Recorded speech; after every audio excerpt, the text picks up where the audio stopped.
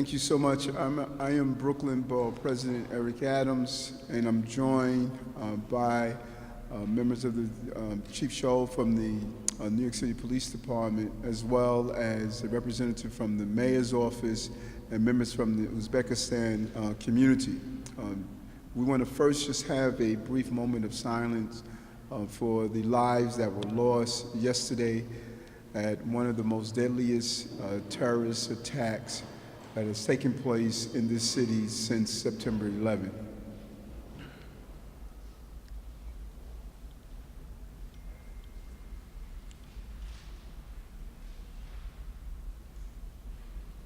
Thank you. Clearly there was an attack on our city and our nation and our entire globe. We lost people from Argentina and Belgium, and it really personifies how New York City is the international capital of the entire globe. When an attack takes place here, it not only hits our homeland, but it also impacts the entire globe, because this is one of the #1 tourist attractions on the globe here in New York. I found the need to bring together members of the Uzbekistan community to talk about the attack, because the gentleman involved was an Uzbekistan's citizen that came here to America many years ago. The capital of Uzbekistan is Tashkent. Brooklyn is the Tashkent of America.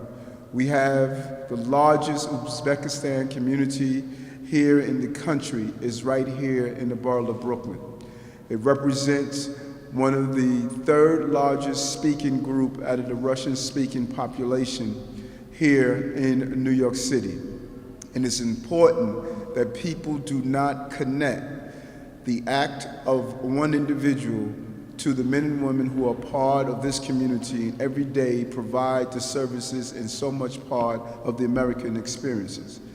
Our communities are stronger when we come together. The terrorists may stun us, but they will not stop us. That was clearly shown yesterday when we continue with our Halloween parade, and many events even took place here in the borough, and we have an important marathon that will take place on Sunday. The city will move on. I saw that as a police officer when we were attacked on September 11th, and I see that now as we continue to move forward. We want to thank the members of the fire department, EMS, state police, and most importantly, members of the New York City Police Department, particularly the officer who carried out the heroic action of stopping the assailant as he wanted to continue his action of hurting innocent people. This is such an important event that we come together immediately after something like this.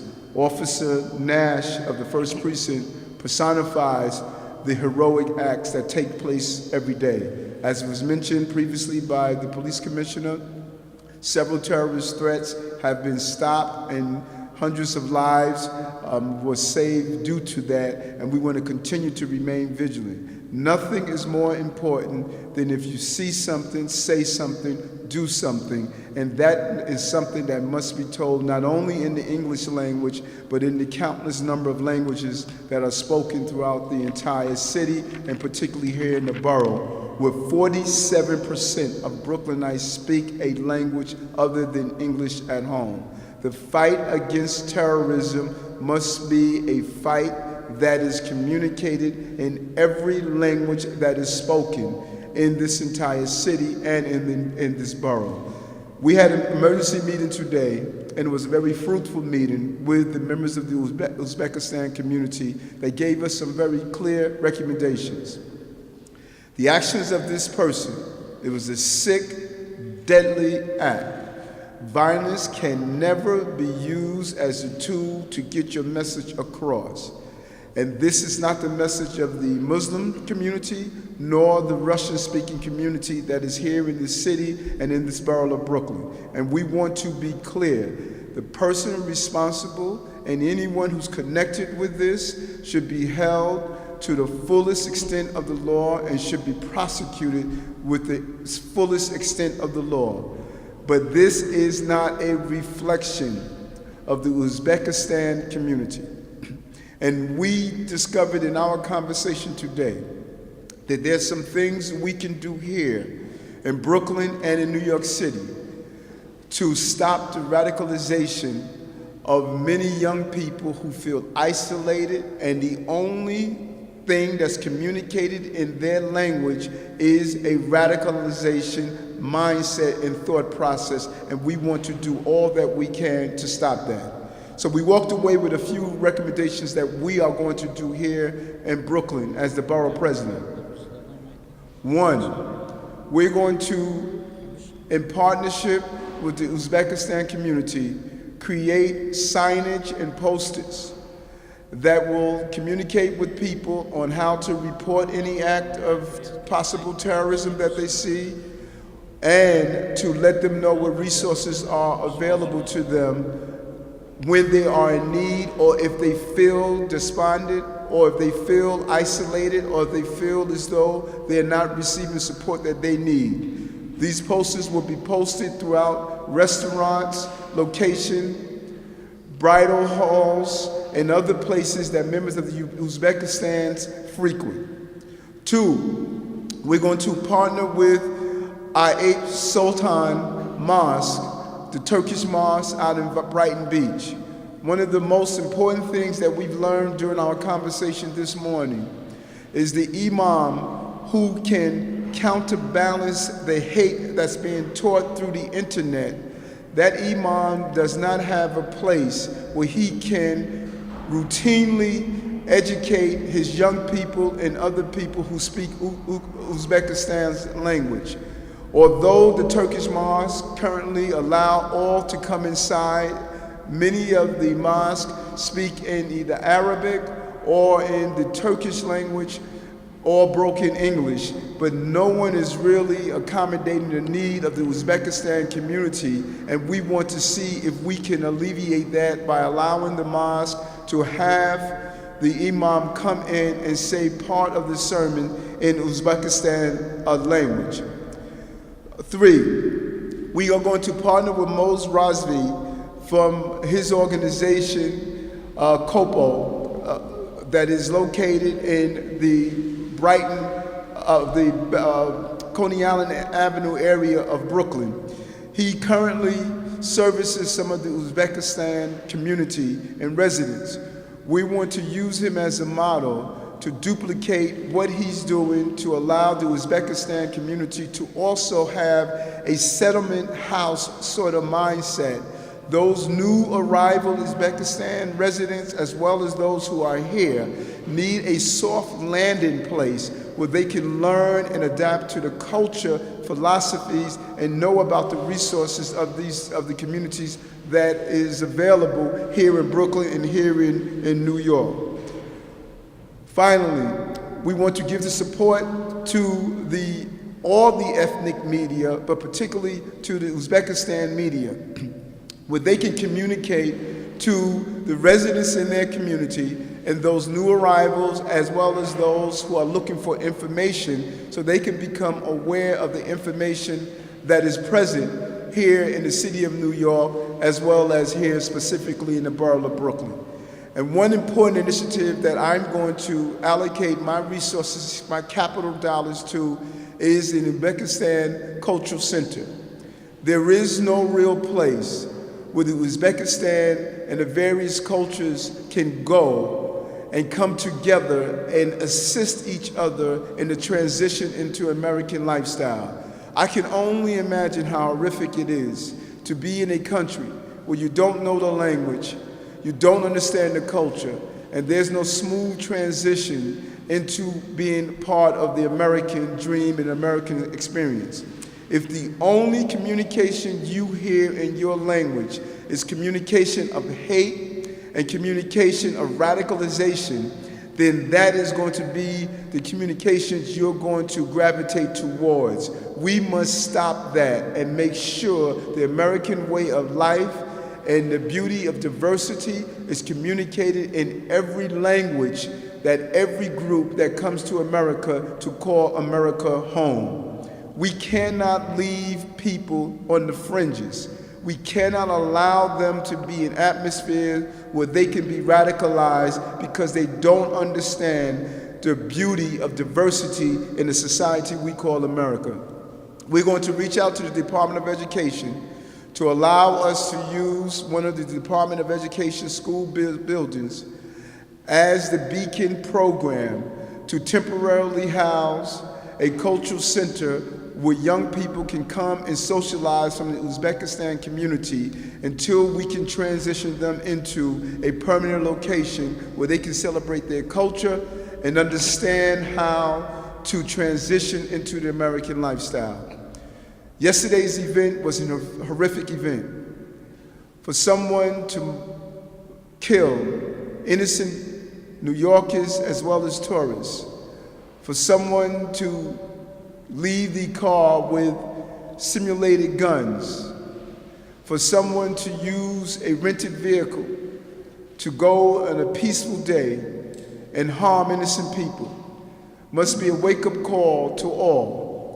We must remain vigilant, we must remain steadfast, but we must never allow anyone to take away the freedom of what we hold dear as American. We will not be intimidated, we will not be afraid to experience the American experience. And we want all of our citizens, and in this case, particularly the Uzbekistan community, to come forward and be part of the American experience. We will now hear from a representative of the Uzbekistan community and organization. Thank you. Just identify yourself. Good afternoon. My name is Abdullah Khwaja.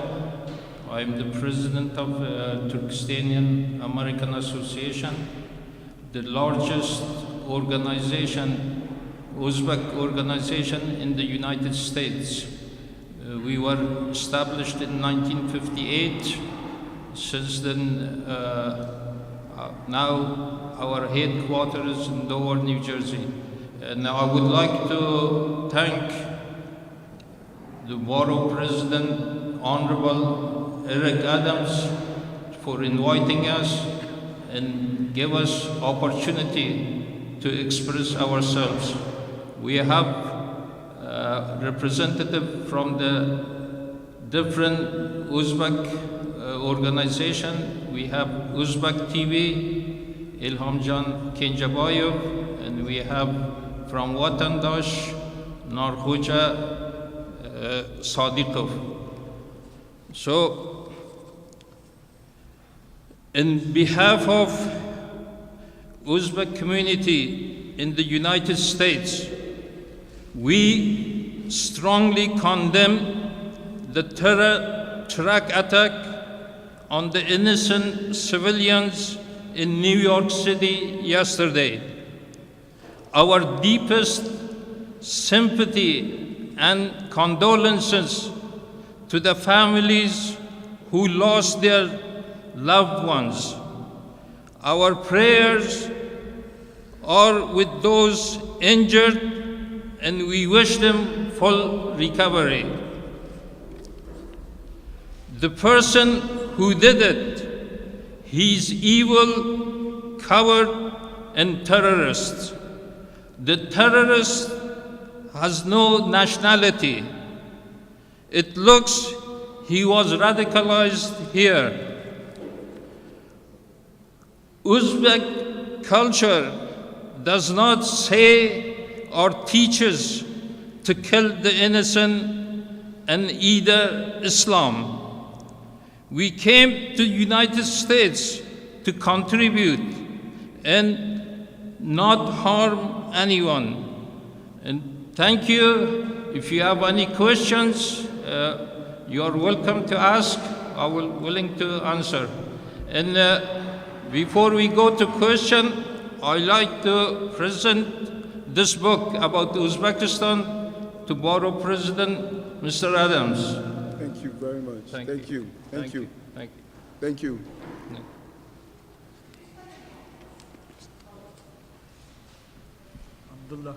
Abdullah Khwaja, K-W-A-J-A.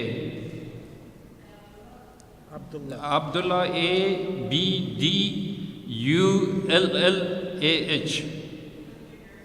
Yes, I live in New Jersey, and our association, non-profit association, is in New Jersey. We used to have building in Brooklyn in 80s till 2000 in Brooklyn and 13th Street.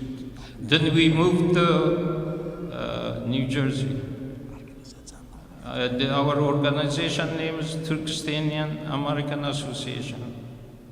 Turkestanian-American Association. Yeah, Turkestanian-American Association. Yes.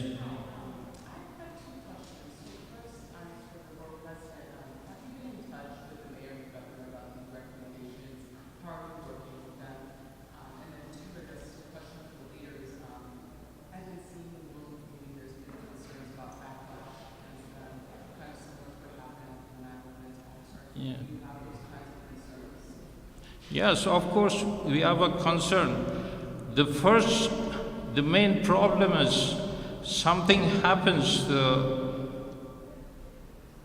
terror attack. If the person is Muslim, the first thing the media brings it their faith. They say he was Muslim, Islam, Islam, Islam. This terror attacks nothing to do with Islam. Islam doesn't teach to kill innocent people. In Islam says if you kill innocent person, you go to straight to hell, like killing the whole humanity. If save a person, it looks like to save the whole humanity. That's what the Islam teaches. That's why that bothers us. Please, we ask the media, don't bring their faith. The person who does it, he's the one responsible. In response to the communication with the governor and the mayor, our communication is going to be with the mayor. We had representatives at this emergency meeting this morning, representatives from the mayor's office. We want to thank them for attending. Immigrant Affairs was there, as well as the mayor's Community Affairs unit was there. And so after hearing from the Uzbek community, and that was my goal, to hear directly from them, we realized where were the gaps in services.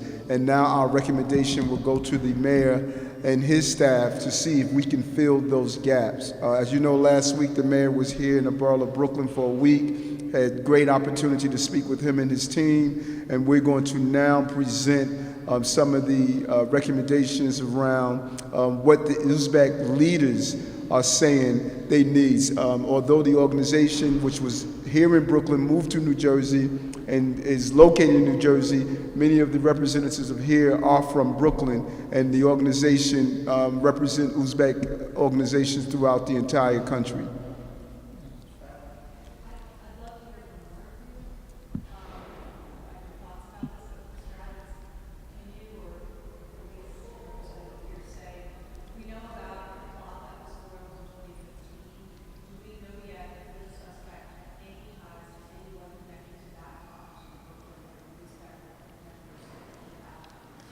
According to the briefing that we received from City Hall as well, I'm pretty sure many of you received as well, that the investigation is still ongoing, and anytime in these organizations there's so many pieces, and I believe the NYPD could better tell you if there's a connection between the 2015 plot and the plot, the action that actually took place here. So we're not aware of that. But I am sure the thoroughness of the New York City Police Department, the State Police, and the FBI's investigation will determine if there's any form of connectivity.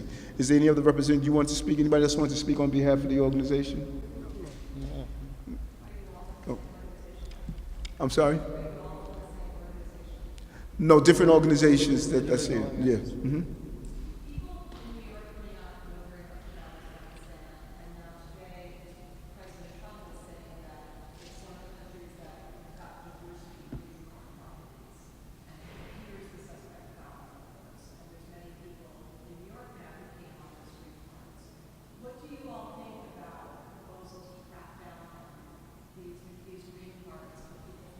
respond.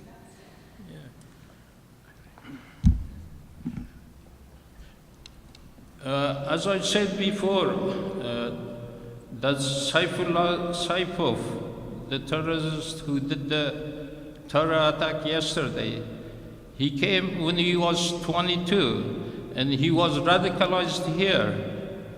He wasn't radicalized back in Uzbekistan.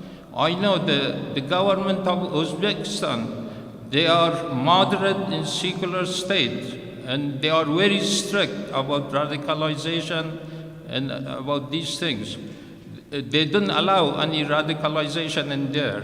So they come here and they go to wrong places, they hang out with the wrong person, and they go to internet. The internet is the main problem. They have to, especially, I will ask the United States intelligence agencies to look after these problems, because in internet there is some powers, some countries, they are putting all misinformation and disinformation to blame everything, every misery happening in the world to United States. When they see these young, they get radicalized. They blame everything on the United States.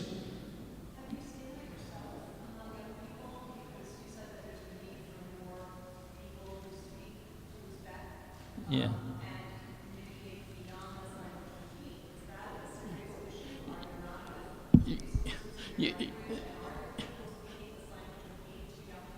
Yeah, they speak the hate, and when they go to internet, they learn these things. They blame everything on the United States. That what the misinformation is. When they see this, for instance, they say they are occupying Afghanistan, they are occupying Iraq, they are occupying Syria, they are getting all the oils, the world, they are giving. Even they are blaming United States for the creation of IS.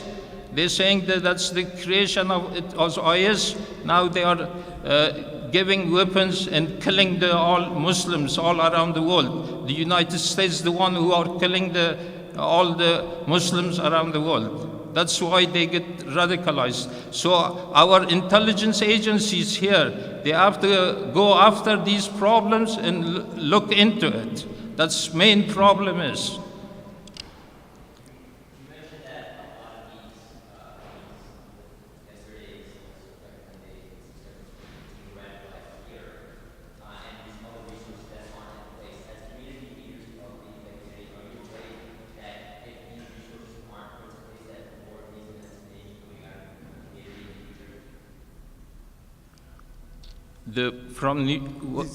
His question is that without these resources to sort of stop this radicalization, is there a threat to make this problem grow? Yeah, the threat will grow because these young people, they don't know. They don't get the right information from the media, from the internet. They wash their brains. They get all the misinformation. Especially in our organization, we have a building. We always talk about these problems against the radicalization and what the Islam says, what the truth Islam is.